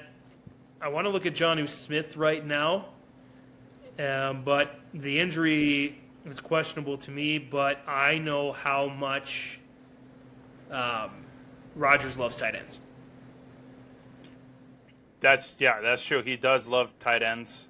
He used Conklin a lot when he was in New York. But it doesn't look like he's going to be sidelined beyond the season opener. So I think that's a good spot to take because that's the thing. I only have 2 running backs. So do I bulk up the tight ends when I only need 1? You know what? I mean, Yeah, I mean it's tough because you do only have the 2 running backs. I would honestly be taking a running back here.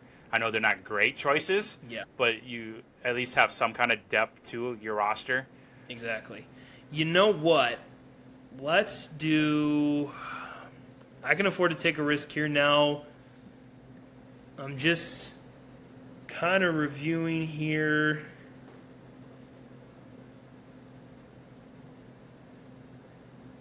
Yeah. Let's go with the questionability of Mixon. Let's go with Chubb here at Houston. See if maybe he can Kincaid from Buffalo, Dobbins from Denver. I want to see if Chubb can maybe get some touchdown. Just get some 10-yard touchdowns, like some red zone opportunities. Right, yeah. Which I think he will. I think that offense will have opportunities in the red zone. Yeah, with the Mixon injury, I like the Nick Chubb pick there. So now I'm back. So yeah, Yeah. So like you said, Dalton Kincaid going next, followed by J.K. Dobbins. Was Dobbins in contention for you at all there? A little bit. Over Chubb? Yeah, just because of the Denver offensive line. But I already have Ingram for Denver, and I try not to double up on teams unless it's a quarterback, receiver, quarterback, running back stack. No, that's a good strategy. So you know what? Oh boy, this is a really interesting part for me. I'm really torn right now because I could take a kicker here and really just open up the draft there, but I don't think it's quite time based on who I kind of want and who's left available. I'm good on tight ends for now, I think. I think I'm good on running backs. Wide receivers, I could maybe use one more, but I want to wait later in the draft. So what I'm looking at here right now, you know what? I think I'm going to do it. I think it would be a secondary stack. I think he's going to be throwing the ball a lot this year. And to take another weapon off the board, I'm going to go Dak Prescott here. I like the pick there. I like Dak Prescott this year with Pickens, especially with that stack going on. I really like that pick. That's a good one. Let's see how the rest of this. I'm really wondering if a kicker goes in this round. Just looking at who's available right now. If not this one, it's got to be next one. Oh, it will be the next one because I will be taking my kicker in the 11th. If I'm Hamburg, I have to take a quarterback now. Well, yeah, I mean, maybe. Because there's over a a couple kicker, teams yeah. still left. Yeah. Oh, over a kicker, yes. You still got Herbert, Stroud, Williams, Love, even though with the injury, and McCarthy up there. So I mean, definitely got some choices here. May. Drake May. Actually, I don't like that pick. Just No? because I think our old friend, the Pastronaut, Josh Dobbs, he's looking good in preseason. I think he could make a run, and May has not been convincing in his time in New England. So we'll see. Yeah, definitely who was available. I would not have taken May there. Yeah. But I understand the hype with Vrabel coming into town. But yeah, Drake May probably could have been just later on. There's Herbert. Yep. There goes Herbert. I'm really surprised that Herbert is going in like the 10th round. I really like Justin Herbert. I'm really shocked that this draft season, you can get him really late, whereas before he was like one of the top-notch quarterbacks in fantasy. He's a killer throwing the ball down the field and in a great system of Harbaugh's. So. And now he's got Keenan Allen back too, Exactly. so that'll help. Yep. Kyle Pitts goes next, so they got their backup tight end there. We'll see if Kyle Pitts can return back to that 1,000-yard season he had in his rookie year. Otherwise, he hasn't done anything since. Alpaca taking their quarterback finally with Brock Purdy. Okay. That's not a bad pick. I like it.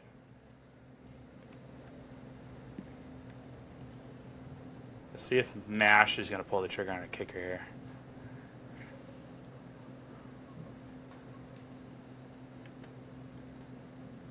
We're now getting to the rounds where this can make or break you in Exactly. the best way. This is where you swing for the fences. And there goes McCarthy and Reed. I'm not going to lie. I was hoping McCarthy would make it back to me just to stack with McCarthy. But like I said, Inker is a Vikings fan, so I'm not surprised. Jaden Reed going right before him. Looking at their wide receiver room, they had to take a wide receiver there. Yeah. It's getting pretty ugly. Yeah. As we go farther, so. Questionable at best. Oh, absolutely.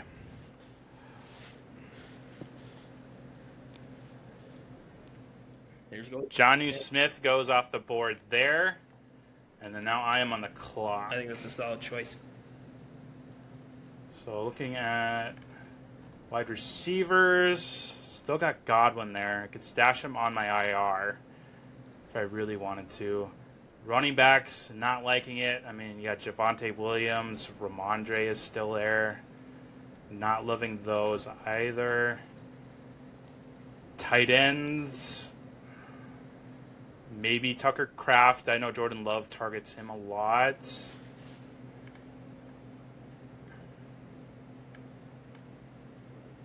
Yeah, quarterbacks. I think what I'm going to do here, because he's probably not going to get back to me, I'm going to take Chris Godwin, and I'm just going to stash him on my IR, and then hopefully he has a really good back half of the year with the Bucks. Mm-hmm. Keep him on the bench. Yeah. And I'll tell you right now, I am going to take a kicker with my next pick. If they don't beat me to it, I will be the first. Tell you what, I got two for sure on my list. So if you take one of them, I'm definitely probably going to take one next round. Kicker and defense, I feel like I got to start prioritizing them. So Keon Coleman goes next, followed by Tucker Kraft. That'll be their tight end 1 for that roster. And we'll see who they take here on the end of the turn. They might take their backup quarterback here, just because of who's on the board still.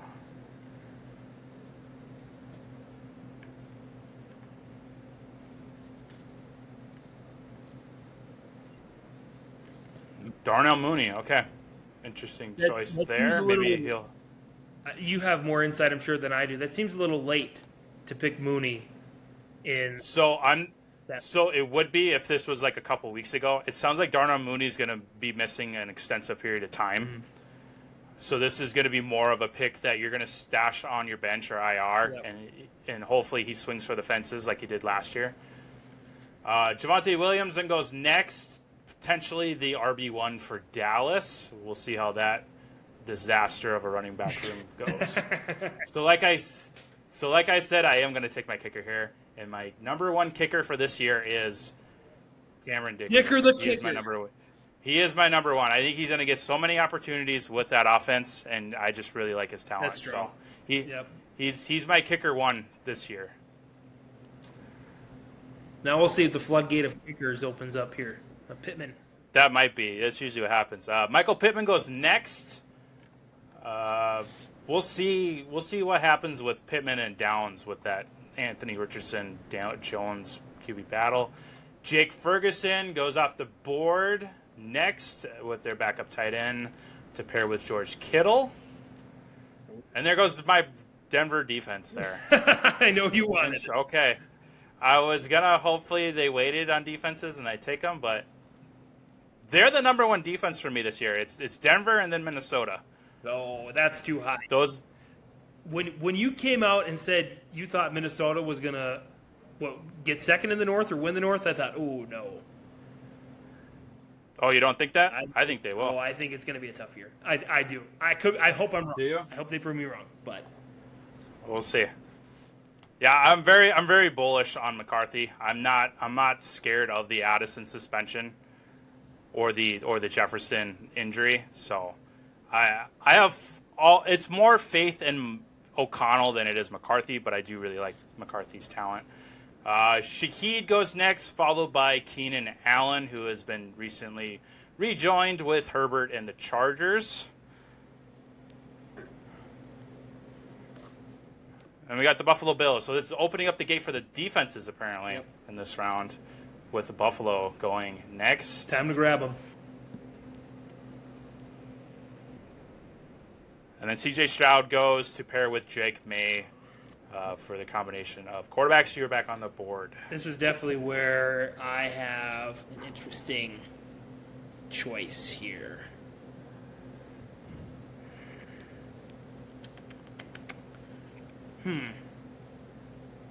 Well, I think I'm gonna go defense and or kicker in this set. I think I'm gonna pick one of each just to fill them out. I'm probably gonna look at defense first. To me, the Eagles are still a strong contender here, but they have some heavy offensive hitters in their schedule. So I'm a little bit wary of that.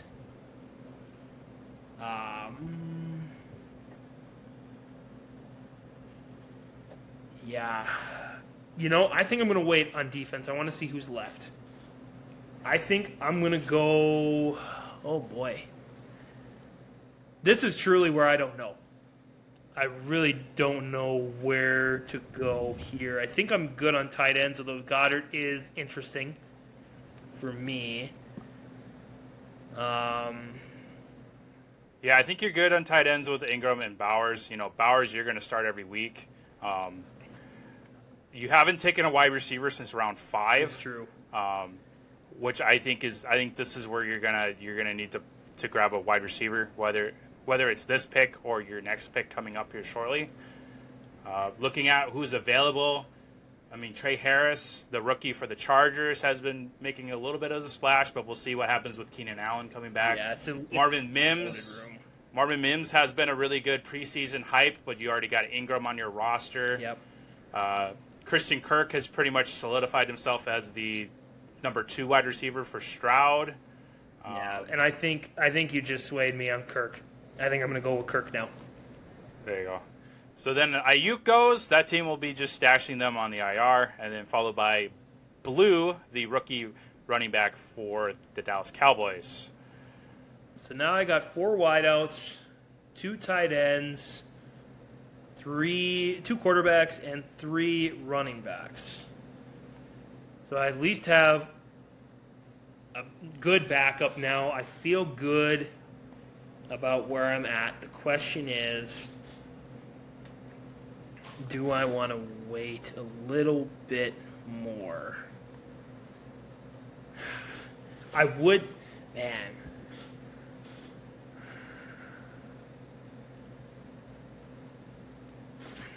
You know,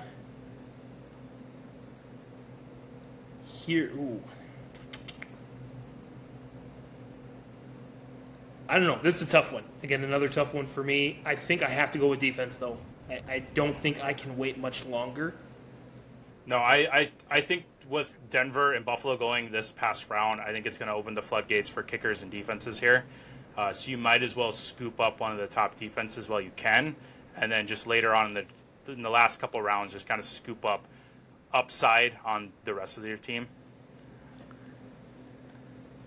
I think there's no defense that is just absolutely screaming at me right now. And I think the way the NFC East right now, it's a disaster. Yeah. And with that, other than Washington, I'd say. With that in mind, I'm picking the Eagles defense.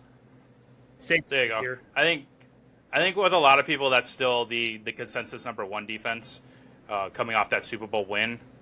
But we'll see how they do. I know they've lost a lot of pieces on that defense. And they face a lot of good offenses this year with their stuff. Yeah, they got a pretty tough schedule there. So So we got the rookie tight end for Seattle, Iroa, followed by the Brandon Aubrey pick for kicker. So kickers are going to start coming off the board here as well.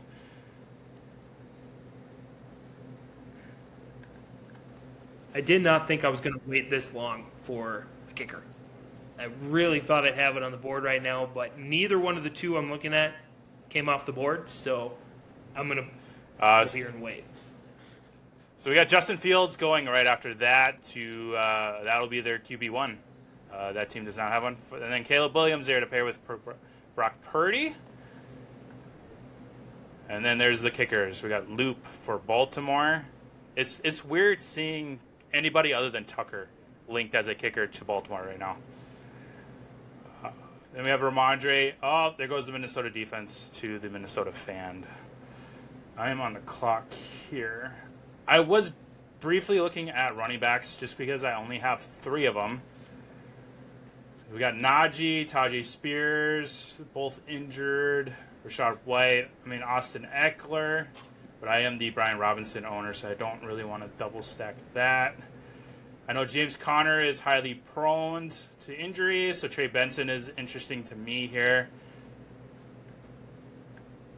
I think I'm going to go with Trey Benson. He's been really involved in preseason and camp, and Connor is more than likely going to get hurt at some point this year. So I'll take the chance on Trey Benson.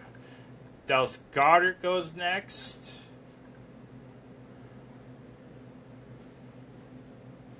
Let's see what Shinjuku does here. There's still some decent quarterbacks on the board here with Ward. I really think, he's gonna go soon. Penix should come off the board soon.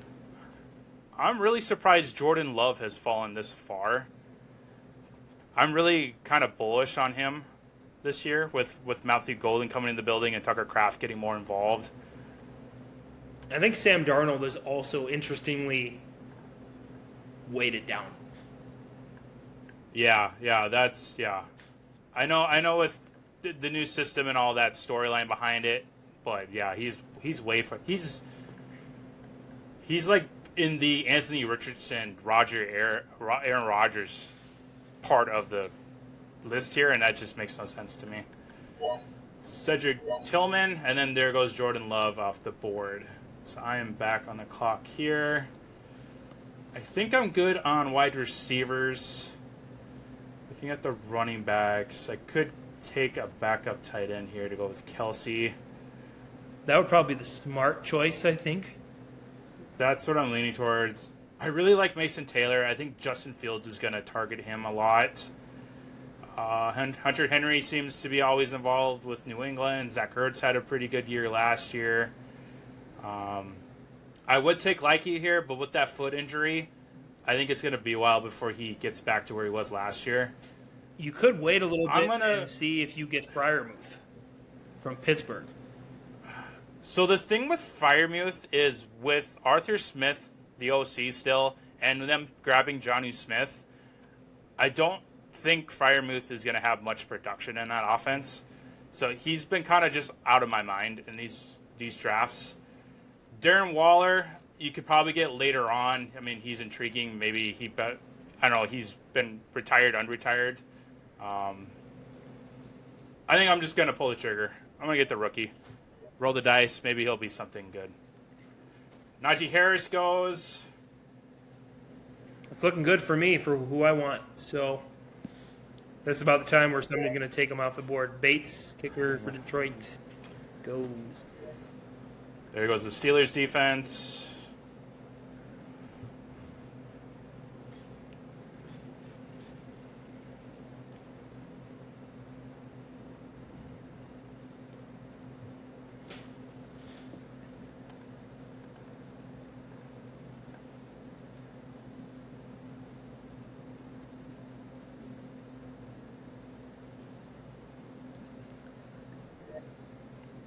Zach Ertz, okay. Pairing up with Warren. Michael Penix.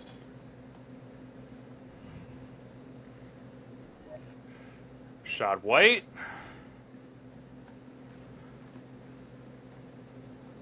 That roster kind of scares me. They got Derrick Henry, Judkins, and Rashad White as their only running backs.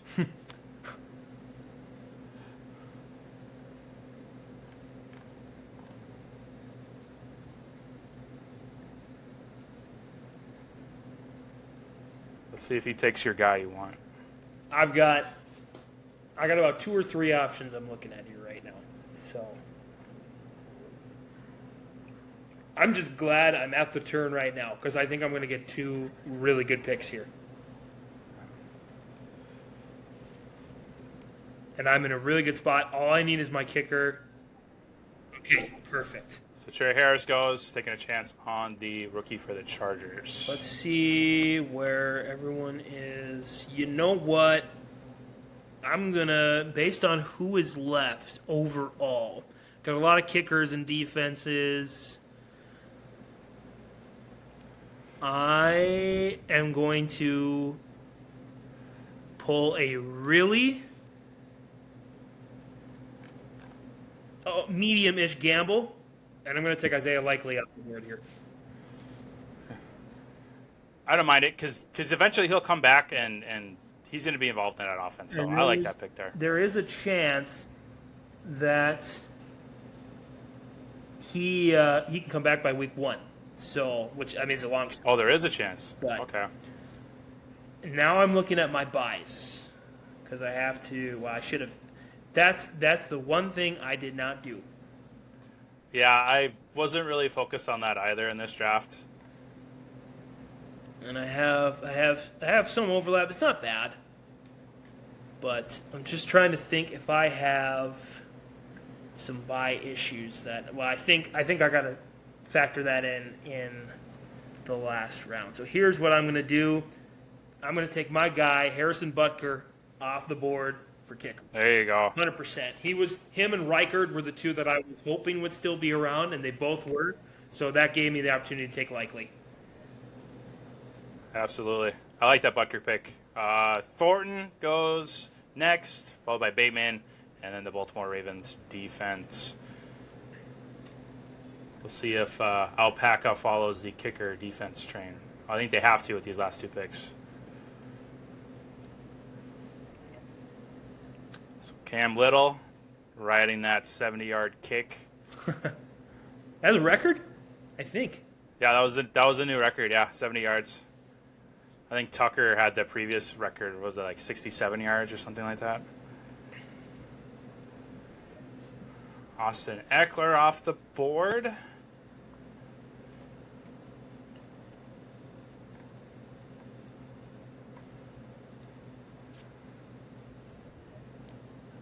Josh Palmer. And Chiefs defense. And I'm back.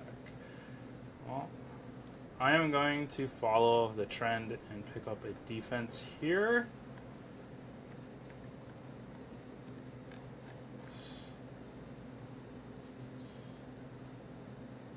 I'm going to take the Packers defense. I really like that defense this year.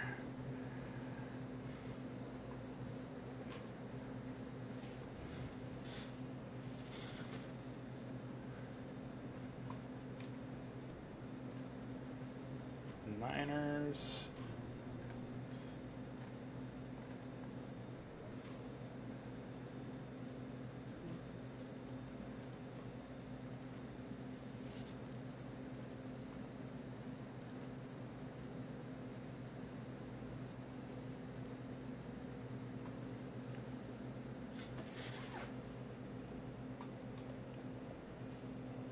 And the Cowboys.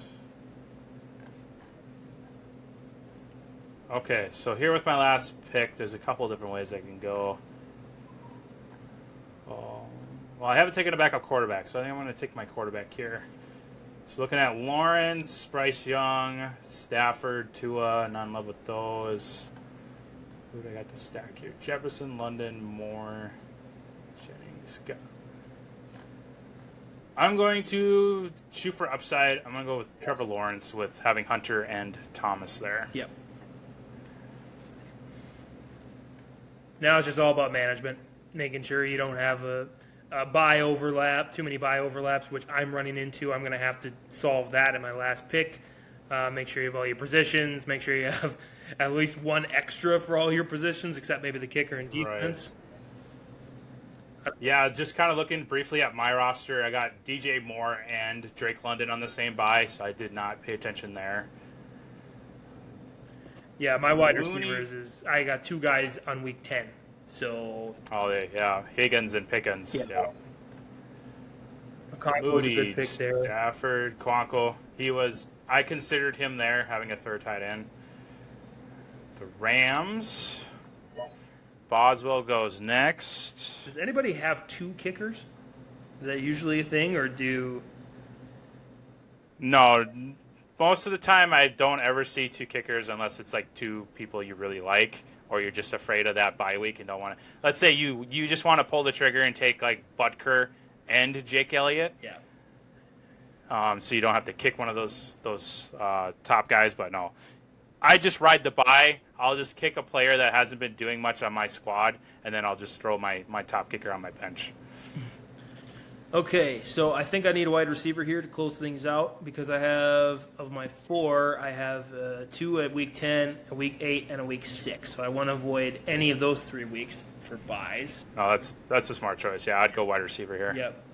Yeah, because quarterbacks, week 10 is going to be rough for me. I just know that 100%. My running backs as well, I'm in a little bit of trouble because I got a 7, a 6, and another 6. So that week 6 bye, I'd only have one running back instead of 2. So I did not do that well here. So I have to decide whether I go with a wide receiver or I go with a running back here. Looking at the running backs, I mean, Garendo's injured. You have the rookie Tootin for Jacksonville. Dylan Sampson has been getting a lot of hype at camp with all the Cleveland chaos. Braylon Allen has been getting a lot of hype to overtake Breece Hall.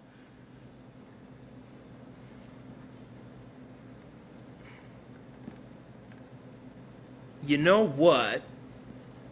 I don't have... Do I have anyone from Atlanta yet if I take Algier here?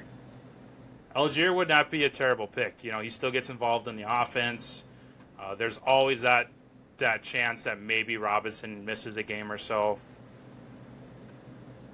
Yeah, their buys at 5, and I think that's honestly a good choice for me because I like my wide receivers enough where I think I can outlast a buy,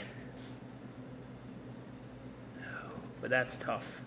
In a wide receiver league, I would think if I take a running back, it's probably going to be Algier. Wide receiver, you know what? Let's see here. They're week 14. You know what? I'm going to do it. Vikings fan at heart.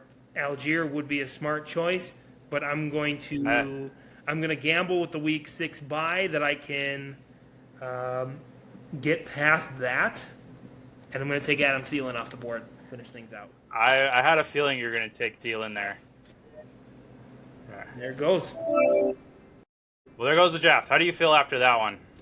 I feel okay. I think I got some really good players. I filled out the spread really well. I'm a little nervous about the week 10 bye where I only have 2 wide receivers. That might kill me. But if it's only for 1 week, if I get production over the rest of the weeks of the season, I'm happy. Yeah. I was thinking about picking another Viking too, because that RB3 race is really interesting, and the wide receivers, I'm surprised that there wasn't another Vikings wide receiver taken, but maybe not. So it's gonna be interesting for sure. Yeah, we'll see. I liked how my team shaped out. I wasn't expecting to get Jefferson there because of the person ahead of me was a diehard Jefferson fan, but no, I like how my team went too. I probably should have paid a little more attention to the bye weeks as well. I got Drake London and DJ Moore in the same bye week at week 5, but that's something I can just monkey with my roster with. But yeah, that's so that was our mock draft. Thanks for joining me, Jimmy, on the podcast today.